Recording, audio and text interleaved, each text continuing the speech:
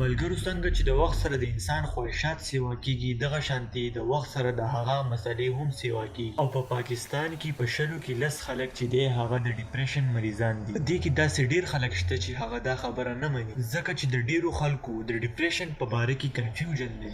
دا ډیپریشن بیماری ده که دا زموږ مغزو او صحت ته بیماری رسوي. اخر دا ډیپریشن څه شی دی؟ نن به موږ د دې په باره کې خبره کوو. ډیپریشن چې دا یو دماغي بیماری ده ځکه ډیر خلک په دې په اسانه نه پوهیږي. که چېرته په سکول کې د وخت صحیح نه تیر شوی یا که چېرته په ټیسټ کې فیل شوی او یا که چا د کار نه وباسلی او یا که دله چا دوکه درکړي او یا داسې ورځ چې مکمل پکې وزګار ناسي او بور شي. د دې د وجې نه تاسو بیا سیډ فیل کوئ او که داسې مسلې ستاسو سره بار بار کیږي نو د هغه په برینز کې سټرس هارمون کورټیسول ډیر زیات جوړیږي او کم د خوشحالۍ هارمونز چې دی ډوپامین هغه ډیر کم جوړیږي او د دې سره سیروټونین هارمونز چې دی هغه هم ډیر کم جوړیږي او د دې سره په برین کې نیورو کیمیکل امبیلنس شي.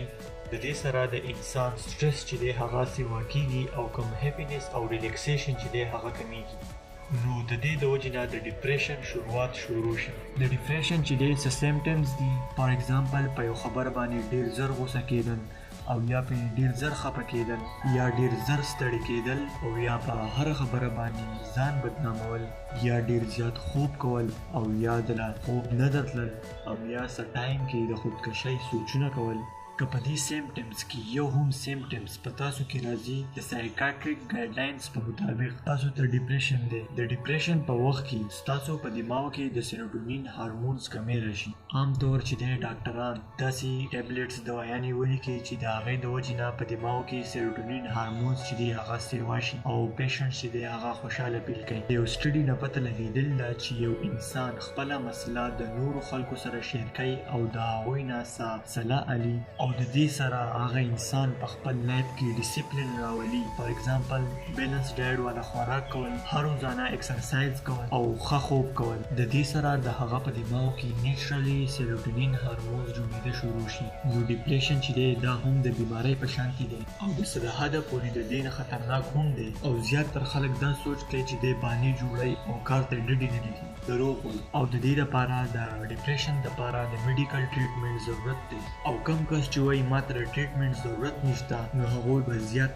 نشه به کوي، سموکینګ به کوي، ډرګس به خوري ځکه د دې کولو سره هغه ته ښه فیل کېږي. د WHO د ریپورټ په مطابق په 2015 کې 7,88,000 خلکو چې دی د ډیپریشن د وجې نه خودکشي کړې ده ځکه د 17 نه واله د 29 عمر والا خلک د مرګ دا سیکنډ لیډینګ کاز دی او هر 40 سیکنډ په څوک نه څوک خودکشي کوي. او په پاکستان کې په دې باندې ریسرچ کول او پیسې خرچ کول ډیر زیات ضروري دي او د دې نه ډیر زیاته امپورټنټ خبره چې خلکو ته د دې په باره کې پته وي چې دا یو بیماری ده.